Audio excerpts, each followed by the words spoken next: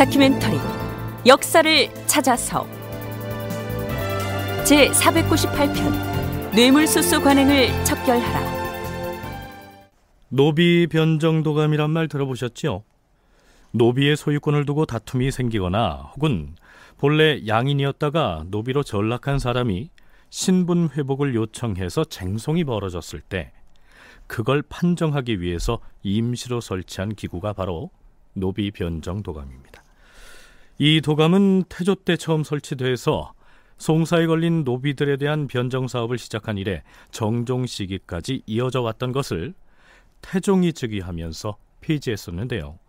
그럼에도 불구하고 노비의 소유권을 둘러싸고 끊임없이 다툼이 일어나자 태종 13년에는 노비 중분법이라는 것이 생겨납니다.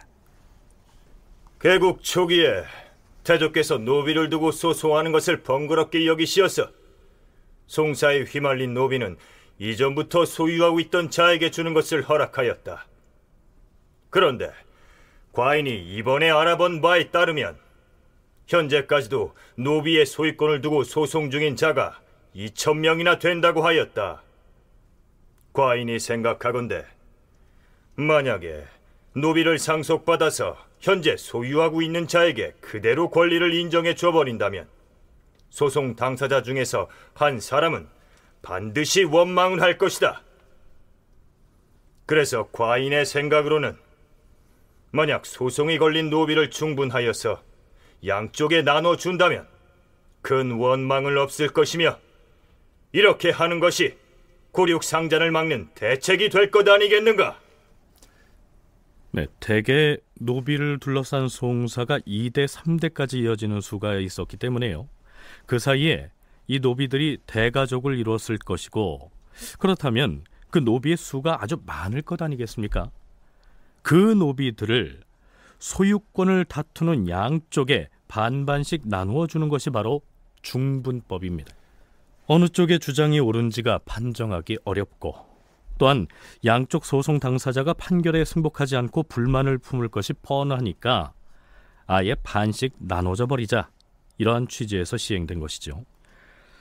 우리가 세종제위 후반기의 역사를 탐색하는 중에 갑자기 태종 시기의 노비 변정에 관한 얘기를 꺼낸 이유는 따로 있습니다. 세종 8년 3월 사헌부의 젊은 관관 정연과 이한경 등이 임금을 아련하는데요. 이들이 보고한 내용이 파문을 일으킵니다. 사헌부에서 과인에게 아랠 일이 있다 하였소? 그러합니다, 전하. 무슨 일인지 고하여 보시오. 조정의 중신들 중에 회례의 혐의를 받고 있는 자들이 있어 사헌부에서 은밀히 조사를 해보았사온데 그것이 사실로 밝혀졌사옵니다. 조정 중신들 중에 회례 사건에 연루된 자들이 있다. 회례 사건이라면 뇌물을 주고받았다는 것이오? 그러하옵니다, 주상 전하. 뇌물 수수에 연루된 자들이 대체 누구요? 전하, 그들이 워낙 조정의 중책을 맡고 있는 대신들이라 아뢰옵기 송고하오나. 무엇을 망설이는 것이오? 주저 말고 고하시오. 뇌물을 받은 자들은 전 우의정 정탁과 평성부원군 조견, 그리고 공조참의 조승덕. 정탁, 조견, 조승덕, 그들은 모두 세상을 떠난 사람들이 아니오? 이들뿐만이 아니옵니다. 현 우의정 조연, 곡산부원군 연사종, 그리고 병조판서 조말생이 부당한 뇌물을 받았음이 밝혀졌사옵니다. 뭐라? 우의정에다 병조판서까지?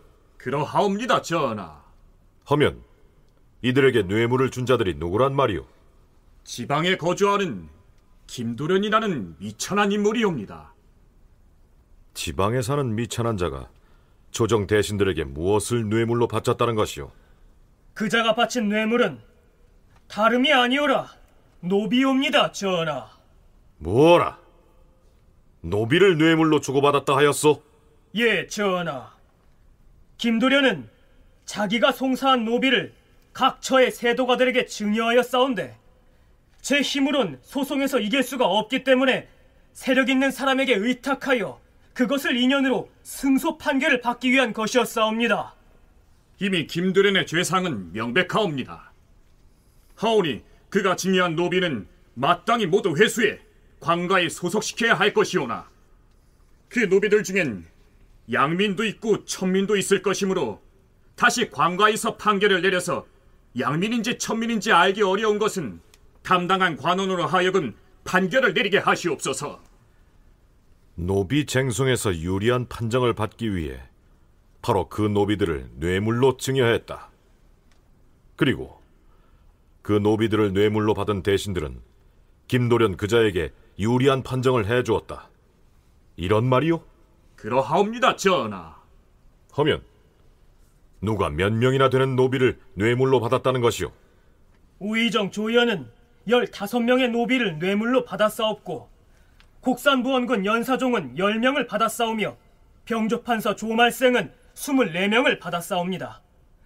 그들은 그때 김도련으로부터 받은 노비들을 지금까지 부려먹고 있사오니 이는 용서할 수 없는 일이옵니다.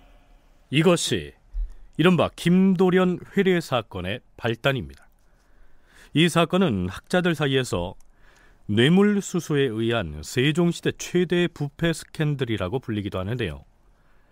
세종실록에서도 이 김도련과 조정 대신들 사이에 주고받은 노비를 뇌물로 표기하고 있습니다. 자, 노비에게도 인권이 있을 텐데요. 지금 같은 평등 사회라면 노비를 아예 물품 취급해서 뇌물 이렇게 표현하는 것 자체가 말이 안 되겠죠. 하지만 당시의 노비는 논밭이나 가옥과 마찬가지로 그저 양반들의 재산으로 취급이 됐습니다. 서울대 규장과 강문식 학예연구사로부터 노비가 뇌물로 거래된 배경을 들어보기로 하죠. 조선시대에는 농업사회이다 보니까 재산에 있어서 가장 큰 비중을 차지하는 것이 하나가 토지이고 또 하나는 이제 노비입니다. 그러니까 농업을 생산할 수 있는 어떤 기반이 되는 토지가 있고 그다음에 그것을 이제 경작을 해야 되는 인력과 또 기타 여러 가지 집안 일을 운영하는 데 있어서 필요한 인력인 노비, 이 두 가지가 이제 가장 중요한 재산이라고 할 수가 있는 것이죠. 그래서 그 중에 한 축이 이제 노비를 이제 뇌물로 이렇게 회례한 그러한 사건인데요. 네, 그래서 우리도 이 사건에서 거래 대상이 된 이 노비를 일단은 뇌물이라고 표현을 하겠습니다. 이 사건이 일어난 때가 세종 8년이기 때문에 우리 프로그램의 진행상 시기적으로 좀 거슬러 올라가게 되는 셈인데요. 정치 권력과 경제적 이권 등이 음습하게 결탁된 세종 때 이 뇌물 사건은 요즘의 세태와도 연관이 없다고 할 수 없는 아주 고전적인 부패 사건이기 때문에 다루어 볼 만한 가치가 있다고 판단했습니다. 그렇다면 노비를 매개로 삼은 이 뇌물 사건을 세종은 어떤 시각으로 바라봤을까요? 사건의 진행 과정을 좀 더 살펴보자. 전하, 뇌물을 받은 조영과 연사종은 모두 공신으로서 이미 부귀가 극진한 지경인데도 욕심을 만족시키지 못하여 공공연히 노비를 증여받았사옵니다. 이것은 마음이 청렴하지 못한 증표이오니 대신의 자리에 합당하지 못하옵니다. 하면 병조판서 조말생은 김도련과 어찌 연결이 됐던 것이오?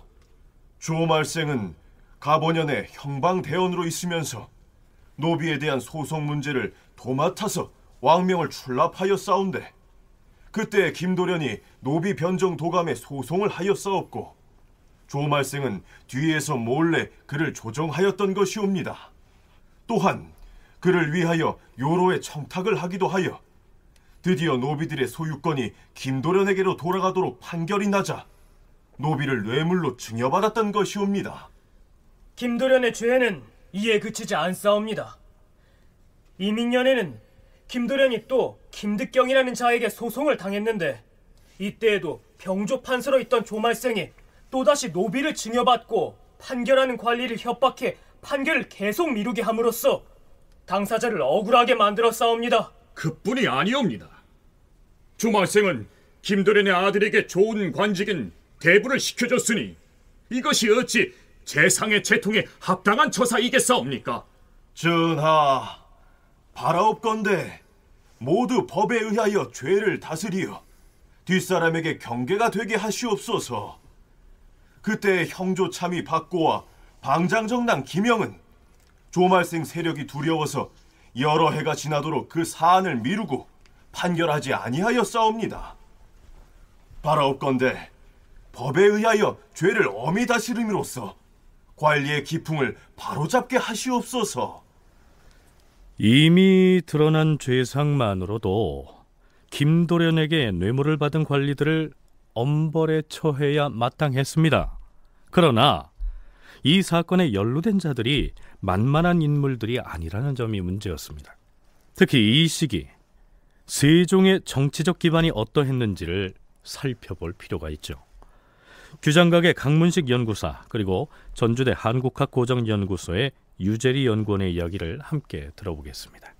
태종의 상황으로 있는 동안 공식적으로 천명하기는 군사에 관련된 일만 본인이 담당을 하고 나머지는 이제 세왕이 이제 직접 관할을 하도록 했지만 사실상 군국의 주요사를 다 이제 태종이 관장을 했던 그러한 상황이었습니다. 그리고 그 상황 재직기에 국가의 주요 관직을 장악을 하고 있던 인물들도 다 이 태종의 측근들이었다라고 할 수가 있었죠. 그렇기 때문에 이제 세종이 어떤 자신의 어떤 통치 구상을 이제 본격적으로 이제 구현할 수 있는 그런 기반이 마련되지 못한 상황이었고, 이 구신들이 단순한 구신들이 아니라 대개는 그 개국의 공이 있거나 아니면 태종이 왕자의 난을 거쳐서 왕이 되는데 기여한 그런 어떤 자명공신 뭐 이런 어떤 책봉을 받은 사람, 또 조말생 같은 사람은 태종이 섭정을 하고 있었을 때 세종 초반에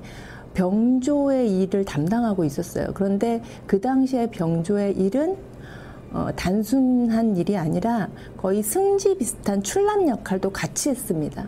태종은 아들인 세종에게 왕위를 넘겨주고 상왕으로 물러나면서 자신은 병권만을 행사하겠다고 했지만 사실상 거의 모든 국사를 독단했는데요. 이 김도련 사건이 터졌을 당시에는 태종이 사망하고 세종이 친정을 시작한 지 4년이 채 안 된 시점이었기 때문에 여전히 조정의 주요 자리는 옛 태종을 측근해서 보필하던 구신들이 차지하고 있던 상황이었습니다. 따라서 뇌물 사건에 연루된 대신들을 처벌하는 데에는 상당한 결단이 필요했다, 이러한 얘기죠. 이 사건이 공개되자 사헌부와 사간원으로부터는 뇌물을 받은 대신들에게 벌을 내려달라는 주청이 이어집니다. 전하, 조연은 수상의 지위에 있었사오며 조말생은 오랫동안 권세 있는 자리에 있었사옵고 연사종은 공신으로서 자기가 일품이었사옵니다. 하온데 그들의 정신이 이러하였사오니 바라옵건대 지체하지 마시고 속히 밝으신 판단을 내리시옵소서. 그러자 세종은 이렇게 대답합니다. 이것은 작은 일이 아닌 바에 과인이 어떻게 혼자서 결정을 내릴 수 있겠소. 여러 대신과 상의한 뒤에 이를 처리할 것이요. 허나 과인은 이 문제를 덮고 지나가지는 아니할 것이요. 임금이라면 누구든지 한 번쯤은 이렇게 쇄신을 기도하잖아요. 쇄신을 기도하는 그런 상황이었는데 이것이 점점 지방에서 이렇게 지방을 중심으로 이렇게 이런 작업들을 해 나가다가 어느 수위가 되면서 관기를 쇄신하겠다 이러면서 이런 부분들을 이제 전폭적으로 그 세종이 사헌부를 통해서 교지를 내리는 일이 있습니다. 이제 그런 일을 하게 되면서 이제 뭔가 기강을 쇄신하려고 하는 그런 분위기들이 무르익었고요. 그러한 이후에 얼마 안 돼서 터진 사건이 바로 김도련 회례 사건입니다. 그렇잖아도 태종 사후에 친정에 돌입한 세종이 해이해진 관기를 바로잡아야겠다라고 생각하고 있던 터에 마침 그런 시점에 김도련 뇌물 사건이 터져줬기 때문에 세종은 이 사건을 자신의 정치적 기반을 다지는 기회로 활용할 계산을 했을 것이다, 이러한 분석이죠. 유재리 연구원은 자신이 쓴 세종 초반 김도련 회례 사건과 정계 개편이라는 논문의 요약문에서 이렇게 기소를 하고 있습니다. 세종의 본격적인 통치는 세종 4년 5월에 태종이 사망하면서 시작되었다. 그러나 세종은 친정이 개시된 이후에도 곧바로 강력한 통치력을 발휘하지는 못하였다. 정계에서는 여전히 태종을 시종하던 옛 신료들이 포진해 있었기 때문이다. 이들은 친정을 계기로 왕권 강화를 도모해야 했던 세종에게 정치적으로 매우 부담스러운 존재들이었다. 따라서 세종은 보다 강력한 왕권 행사를 위해서 시종구신 중심의 정치 구도를 해체하고 정계를 새로 개편해야 했다. 김도련 사건은 바로 이러한 요구가 있던 시기에 발생하여 세종 초반 정계 개편의 결정적인 요인이 되었다. 세종이 이 사건을 어떻게 활용해서 자신의 정치 기반을 강화해 나가는지는 조금 뒤에서 살펴보기로 하겠습니다. 세종이 친정을 실시한 이후 해이해진 관리들의 기강, 즉 관기를 바로잡아야겠다는 문제의식을 지닌 것은 김도련 사건이 알려지기 2년여 전이었습니다. 세종 6년 7월 14일 사헌부에서 아뢰었다. 전하, 요즘 사대부들이 송사를 담당하는 관리라든가 전곡을 출납하는 유사에게 사사로이 편지를 왕래하여서 옳고 그른 것을 뒤바꿔버리거나 관가의 물건을 축내고 훔쳐내는 등 그 폐단이 적지 않사옵니다.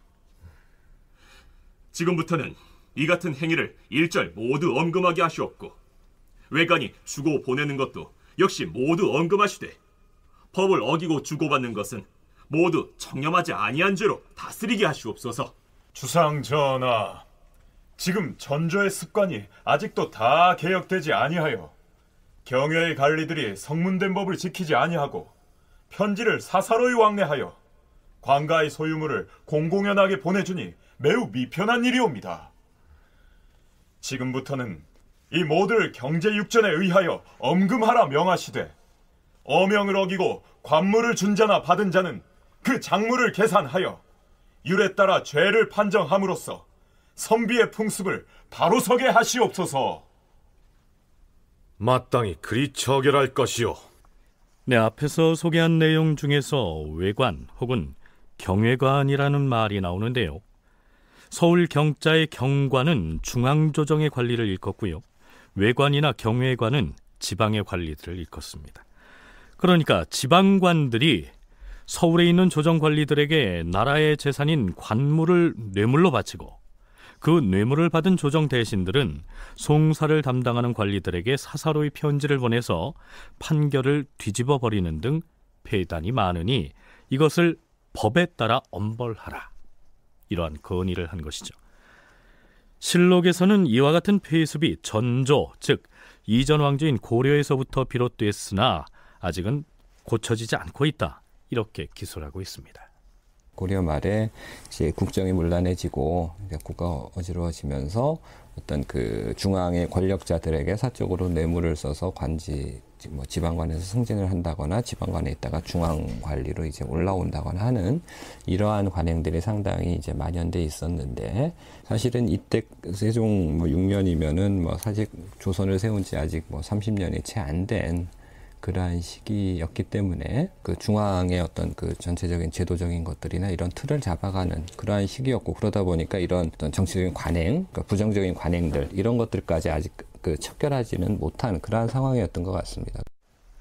네, 사실 이때는 무슨 특별한 사건이 있었던 것이 아닌데도 사헌부에서 이러한 주청을 한 것인데요. 사실은 지방관과 조정신료들의 뇌물수수 폐습을 보다 못한 세종이 대간에게 은밀히 이런 계문을 올리도록 지시를 한 것으로 나타납니다.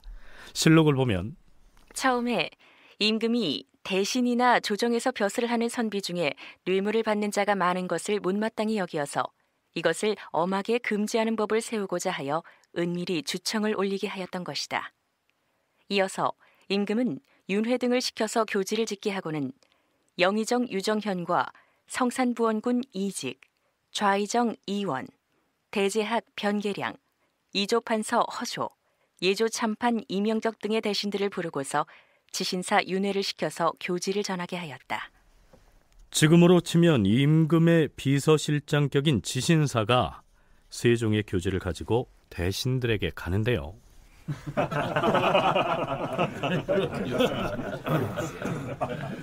그러면 주상 전하께서 공들에게 내린 교지를 지신사인 제가 읽겠습니다. 공들은 들으라. 고려 말년에 뇌물을 공공연하게 왕래하더니 그러한 구습이 아직도 남아서 경외의 관리들이 관가의 물건을 공공연하게 뇌물로 주고도 태연하게 여기면서 조금도 괴이쩍게 생각하지 아니하는 실정이다.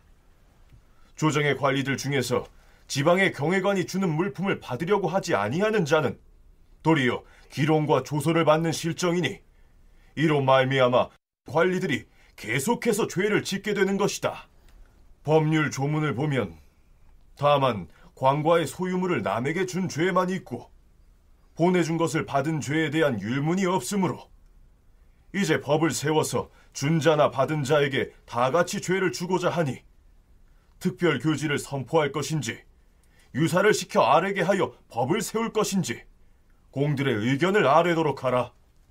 그 이전 태종 때까지가 어떤 무력에 의한 정치였다면 세종은 이제 문치와 어떤 그 덕치 이런 것들을 이제 강조하는 그런 것으로 이제 나라의 어떤 안정성을 찾아가겠다라고 하는 그러한 것들을 추구를 했는데, 그러기 위해서는 이제 백성들의 생활을 안정시키는 게 굉장히 중요하고, 그런 과정에서 이 지방관원들의 어떤 뇌물 관행이라든가 결국 그 뇌물이라는 게 백성들의 어떤 그 재산을 수탈해서 나오는 그런 거니까, 그런 뇌물 관행들을 이제 완전히 척결함으로써 민생을 안정시켜 나가겠다라고 하는, 그리고 이제 어떤 관리들의 기강을 쇄신해 나가겠다고 하는 그러한 것들을 이제 세종이 추진을 한 거죠. 자, 이런 취지로 교지를 내려서 뇌물 관행을 타파하려고 했는데요. 지신사로부터 교지를 전해 들은 대신들의 반응이 참 특이합니다. 사안부에서는 이미 내가 남이 준 뇌물을 받았다고 지적한 바 있으므로 나는 이 일에 대해서 감히 가부를 말하지 못하겠으니 지신사는 주상께 그렇게 전하시오. 아니, 나 같은 늙은이가 사람들한테 음식이나 향포 정도를 받는 것이 무엇이 그리 해로울 것이 있단 말이오. 아니, 곡식이나 음식이나 이런 먹는 물품을 주고받는 것은 해로울 것이 없을 것 같은데 하필이면 이 모두를 금할 필요가 있겠소. 네, 여기에서는 그냥 대신들의 반응이라고 뭉뚱그려서 소개를 하고 있는데요. 세종이 내린 교제에 대해서 불경스럽게도 콧방귀를 뀌는 듯한 반응을 보인 대신들은 영의정 유정현, 성산부원군 이직, 좌의정 이원, 대제학 변계량, 이조판서 허조, 예조참판 이명덕 등이었습니다. 중앙과 지방의 관료들이 관물, 그러니까 관에서 소요되는 그런 물건을 가지고 뇌물을 주는 그런 일들이 있는데, 그것을 너무나 태연하게 아무렇지도 않게, 불감증인 거죠. 아무렇지도 않게 이러한 일들이 행해지고 있는데 징여를 받지 않는 것을 오히려 기룡할 정도로, 그러니까 징여를 받지 않는 것은 오히려 저 사람 왜 저러지? 이거 당연히 받는 건데, 이러한 어떤 식의 어떤 풍조가 있었다라는 거죠. 그래서 이러한 풍조를 뜯어고치고 싶다라고 세종이 얘기를 합니다. 그런데 이 뒤에 반응을 보면은요, 이 세종이 교지를 딱 내렸으면 임금이 중요한 교지를 내렸는데 여기에 대한 반응이, 신료들의 반응이요, 너무나 우습습니다. 대신들의 반응이 이러했으니 모처럼 뇌물 관행을 뿌리 뽑아서 부패 척결의 계기로 삼겠다고 교지를 내렸던 세종만 체면이 우습게 돼버린 것이죠. 그렇다면 앞에서 열거한 대신들이 특별히 부패한 관리들이었느냐 하면 그것은 또 아니었습니다.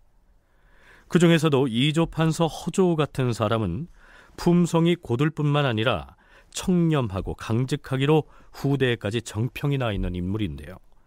이런 허조까지도 곡식이나 음식 같은 먹는 물품을 주고받는 것이 해로울 것이 없다, 이렇게 얘기하고 있으니 당시 그들은 일상생활에 필요한 물품들을 주고받는 일 정도는 오늘날 우리가 생각하는 뇌물수수로 인식하지 않고 있었던 모양입니다. 강문식, 유재리 두 전공학자들 역시 청렴의 상징이었던 허조의 발언이 놀랍다고 얘기합니다.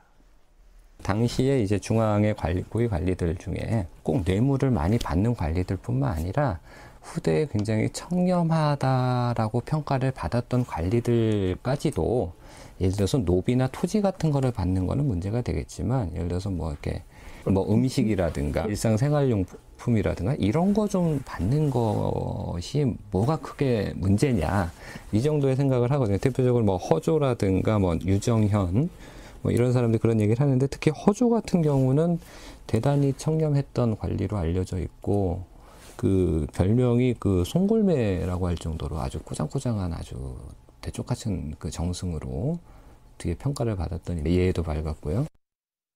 근데 허조라는 인물이 있습니다. 이분은 예제의 발글이고요. 세종이 예제를 정비하는데 굉장히 믿고 썼던 그리고 집안도 전체적으로 강직한 분위기의 집안이에요. 형이건 아들이건. 근데 이 허조 역시 이렇게 소소하게 받는 걸 가지고 그러냐. 이거를 왜 뜬금없이 이렇게 하죠. 이런 어떤 반응을 보여요. 그래서 이게 정말 너무나 당연한 분위기구나. 이제 이렇게 인식이 됐고요. 근데 이러한 어떤 것들은 일종의 저는 패백 문화 때문에 그렇다고 생각을 해요. 중국이나 우리 고려나 조선이나 이 패백 문화가 있잖아요. 누구를 만났을 때 그 예표로서 물건을 전하는 것. 이러한 어떤 패백 문화가 있는데. 네, 유재리 연구원이 패백 문화라는 표현을 했는데요. 여기에서 패백이란 결혼식 때의 그 패백이 아니고요. 점잖은 사람을 만나러 갈 때 가지고 가는 예물을 일컫습니다.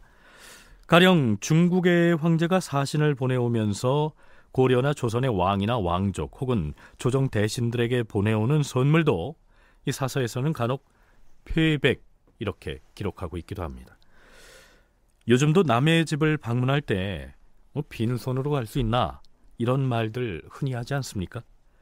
그러니까 주고받는 패백 문화에 익숙해져 있던 대신들은 이때 내린 세종의 교지를 두고 그동안 관행상 주고받아온 패백마저 뇌물로 간주해서 처벌을 하겠다니 이거 너무한 것 아니냐 이런 인식을 가졌던 모양이죠.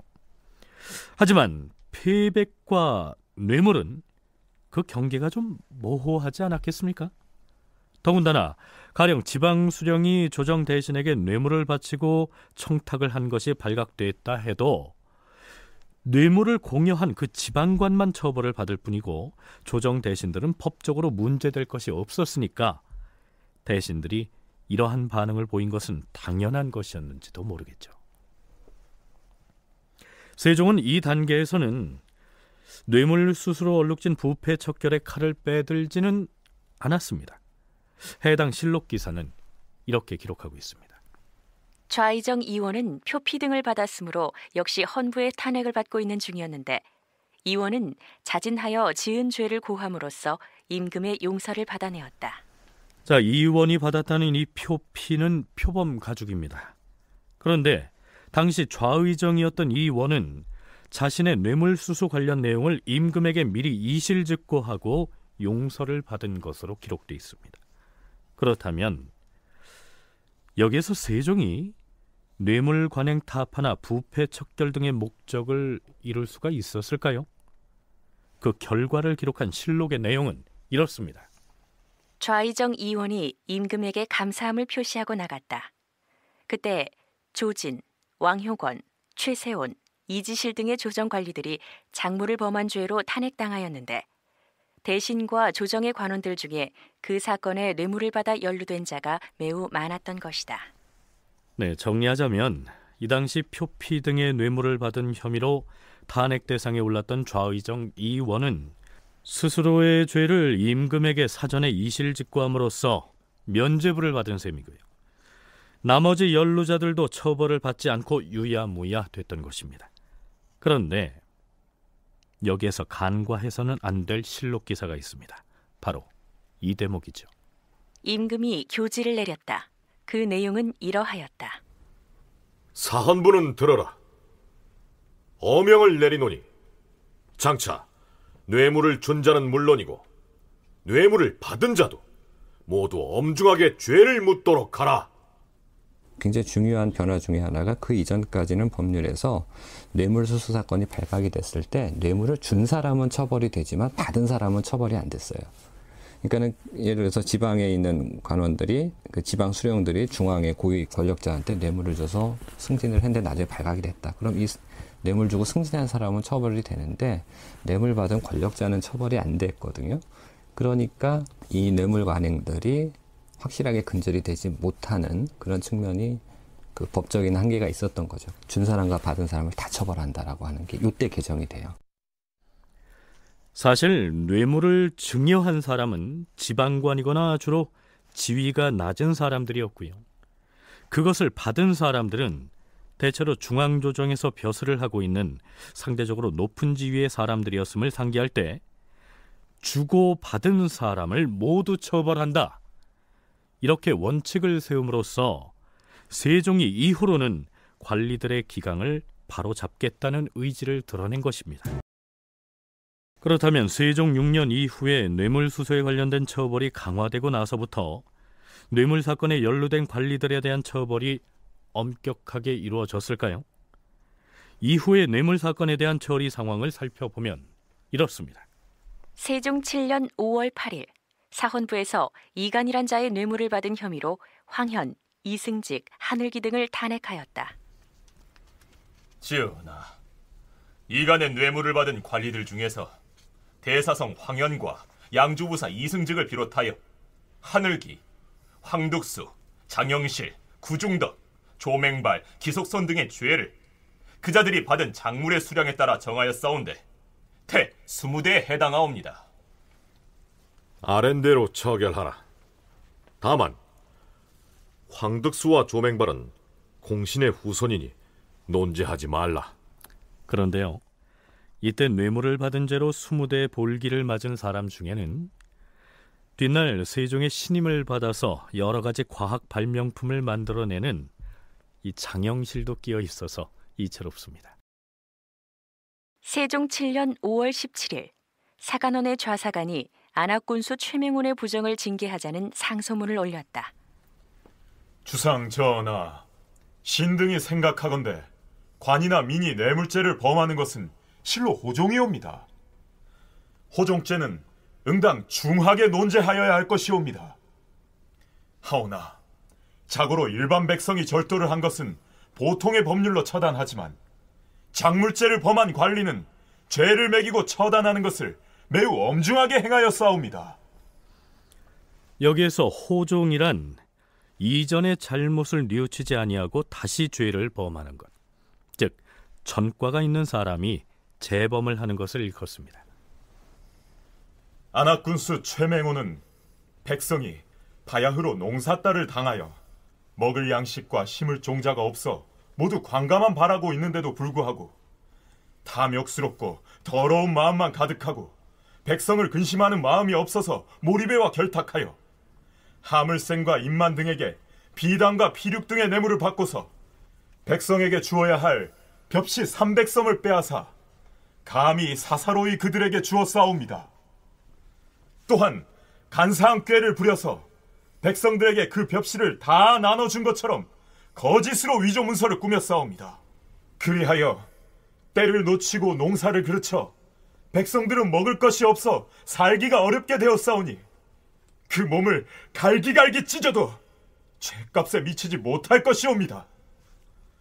하운데 형조에서는 그가 저지른 사건을 둘로 분리하여서 가볍게 처결하였사오니 이는 참으로 부당하옵니다. 전하, 엎드려 바라옵건대 전하께서는 이 사건을 다시 헌사에 내려보내시어서 최맹원이 사사로이 쓴 뇌물에다 이미 드러난 정곡을 작물과 합산하여 법대로 처형하시옵소서. 그러나 임금은 율에 따라 곤장 100대에 삼천리 밖으로 귀양 보내고 자자형을 내리는 데에 그쳤다. 자, 여기에서 자자형이란 죄인의 얼굴이나 팔 등에 흠을 내서 먹물로 죄명을 새겨 넣는 그러니까 요즘식으로 표현하자면 신체에다가 문신을 해서 죄인임을 표시하는 형벌입니다. 세종 7년 7월 4일 사헌부에서 좌의정 이원에게 뇌물을 준 강원도 감사 한유문을 탄핵하였다. 주상전하, 강원도 감사 한유문은 지방관리들의 잘잘못을 관찰하는 책임이 있는 자이온데 좌의정 이원에게 어물과 복령을 증여했사옵니다. 교지에 의해 작물로서 계산해 논죄하길 청하옵니다. 한유문은 그 성품이 간사하여 남의 비위를 잘 맞추고 또 좌의정 이원과 동갑인 인연으로 강원도 감사 자리를 얻었는데 조정 논의에 대하여 늘 불만을 품었다. 이번에 이원의 집에 뇌물을 보냈다가 사헌부 관리에게 잡혀서 탄핵을 받게 되었는데 사람들이 모두 그를 비루하게 여겼다. 세종 7년 7월 5일 사헌부에서 원주 판관 박흡이 이조좌랑 최문손에게 뇌물을 준 것을 탄핵하였다. 원주 판관 박흡은 표지 2권을 이조좌랑 최문손에게 주고 전체의 등재를 알려주기를 요구했사옵니다. 네, 박흡이 뇌물로 주었다는 표지는 글자 그대로입니다. 서책의 겉장으로 쓰는 두꺼운 종이를 말하고요.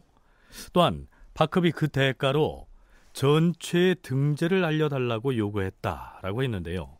이 전체란 지방에서 근무하는 문무관리의 근무 상태를 조사해서 성적을 매긴 것을 일컫습니다. 요즘식으로 말하자면 인사곡과 점수를 좀 알아봐 달라고 부탁을 하다가 발각이 된 셈이죠. 그러나 탄핵을 받은 박흡은 나름대로 억울함을 호소합니다. 박흡이 말하기를 이 종이는 관의 물품이 아니고 본 고을에 있는 절의 승려가 나에게 준 것입니다 라고 하였다. 박흡은 평소에 능력 있는 관리로 알려졌는데 뇌물이 발각되자 빈말로 교묘하게 꾸며대는 것이 이러하였다.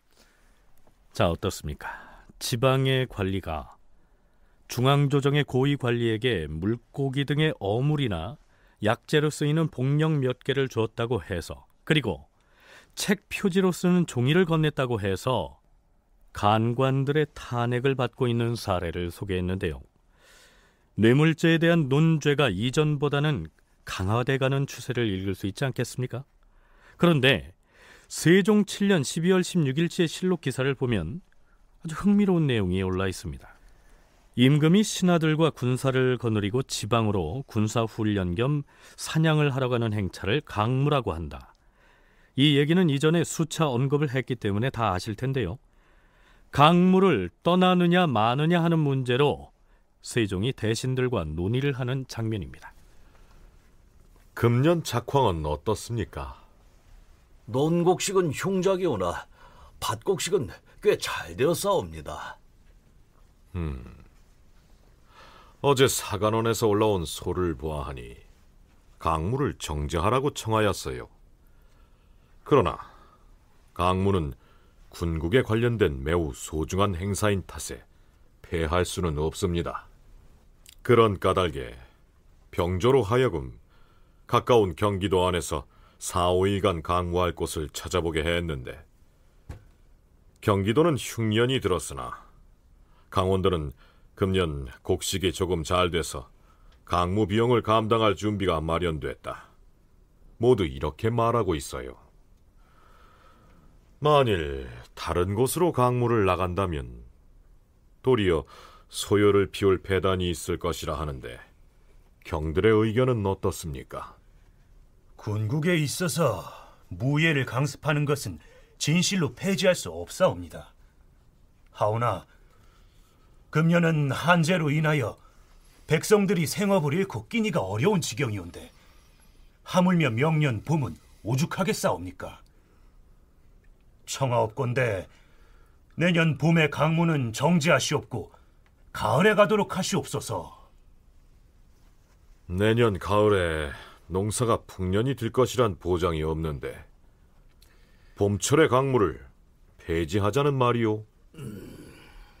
주상전하께서는 강무에 배단이 없다고 하시나 감사와 수령들이 물품 공급이 부족할까 염려해 혹은 정해진 수령보다 물자를 더 많이 준비하느라고 멀리서 운송하는 사례가 있을 것이옵니다. 또한 관문세처에 몰래 뇌물을 보내는 자도 있을 것이옵니다. 자, 여기에서 잠깐. 지방의 관리가 중앙조정의 고관에게 뇌물을 주려면 한양까지 올라가거나 혹은 사람을 보내서 건네야 하는데요.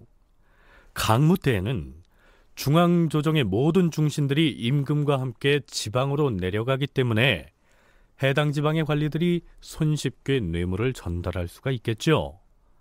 일부 대신들이 그러한 폐단을 걱정했던 것인데요.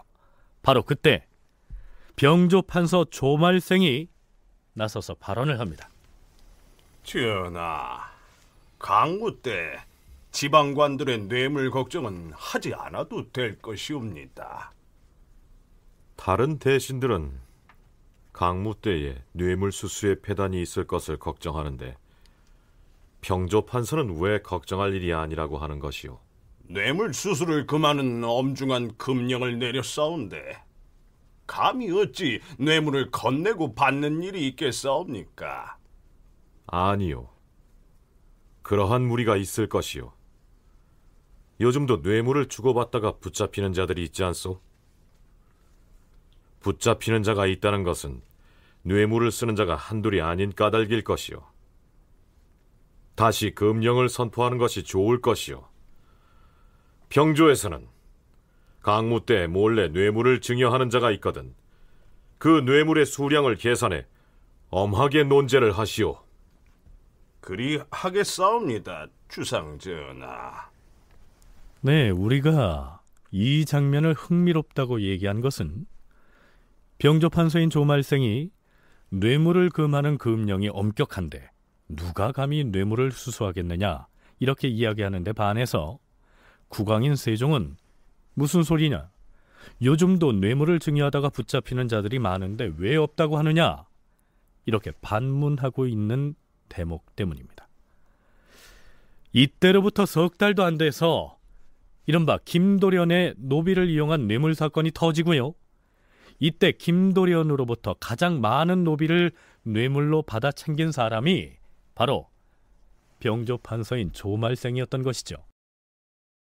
앞에서 열거한 사례들을 통해서 뇌물수수 관행을 척결하려는 이 세종의 의지가 어떠했는지는 대충 짐작을 할 수 있겠죠. 뇌물을 증여한 사람뿐만 아니라 받은 사람도 처벌한다는 이 법률을 정비한 때가 세종 6년이었는데요. 그로부터 2년 뒤에 문제의 그 김도련 회례 사건이 터진 것입니다. 사실 김도련이 노비를 뇌물로 증여한 행위 자체는 훨씬 이전에 있었는데요. 그 사건이 이때에 와서 처음으로 국왕인 세종에게 보고됐다, 이렇게 봐야 정확하겠죠. 자, 그럼 다시 김도련 뇌물 사건으로 돌아가 보겠습니다. 우의정 정탁과 평성부원군 조견 그리고 공조차 및 조승덕이 김도련으로부터 노비를 뇌물로 받았사오나 그들은 모두 사망하였사옵니다. 현직에 있는 조정관리 중에서는 우의정 조연이 15명의 노비를 뇌물로 받았사옵고 곡산부원군 연사종은 10명을 받았사오며 병조판서 조말생은 24명을 받았사옵니다.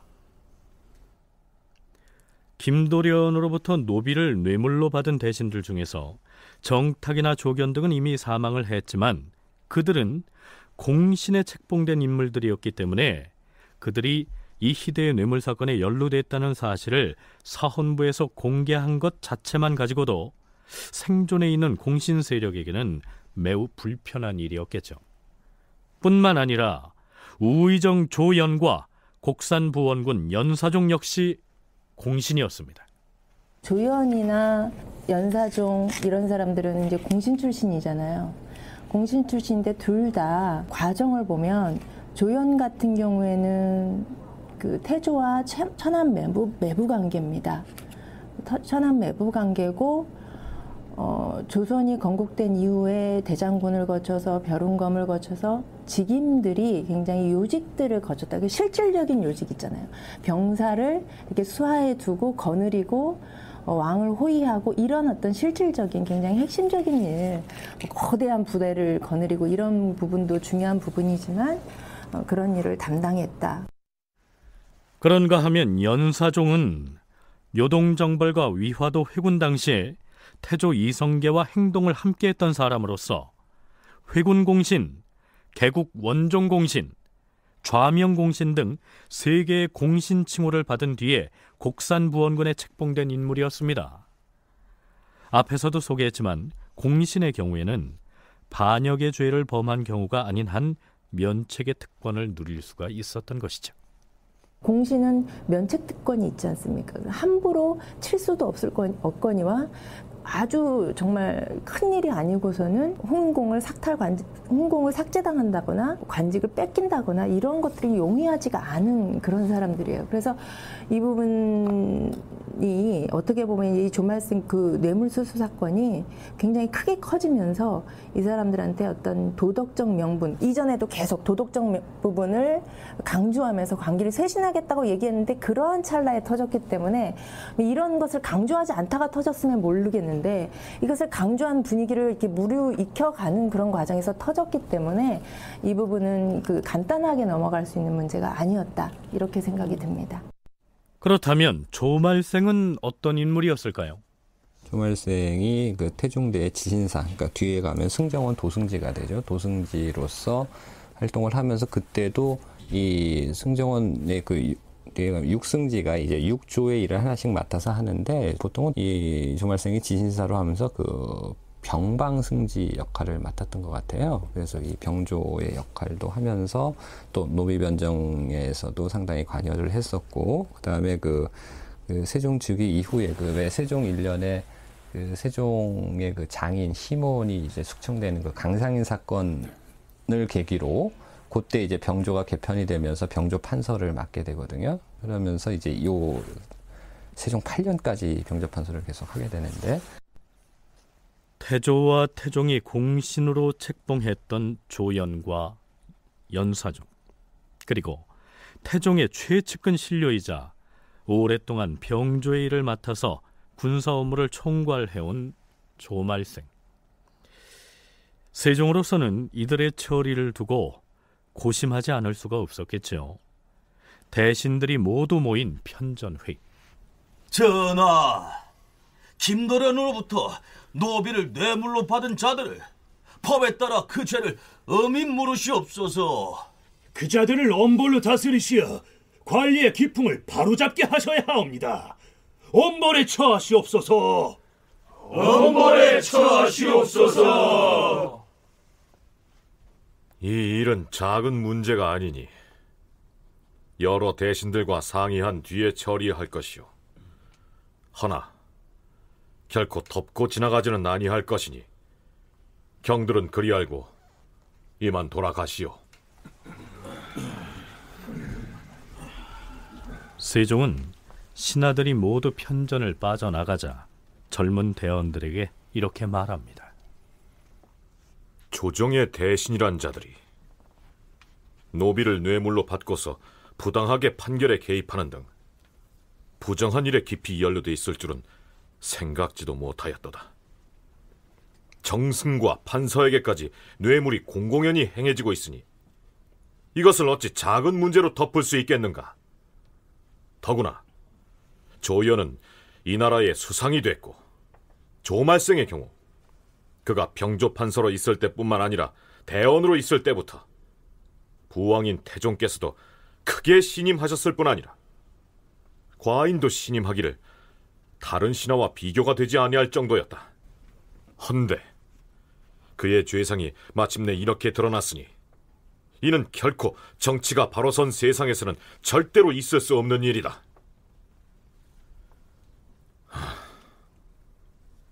그러나 윗사람이 마음을 바르게 하여 도리를 세웠으면 대신들이 본받아서 감화되었을 터. 모든 것은 과인이 잘못한 탓이로다. 지신사는 어명을 받아 적으라. 예, 주상 전하. 하명하시옵소서. 그 사건에 관련해서 세종이 내린 교지는 이러했습니다. 우의정 조연은 황해도 수안에 부처하고 곡산 부원군 연사정은 강원도 인조에 부처하노라. 병조판서 조말생은 직첩을 도로 빼앗고 충청도 회인에 부처하노라. 조연과 연사종은 더 무겁게 죄를 물어야 하겠으나 공신인 탓에 특별히 형을 감면한 것이다.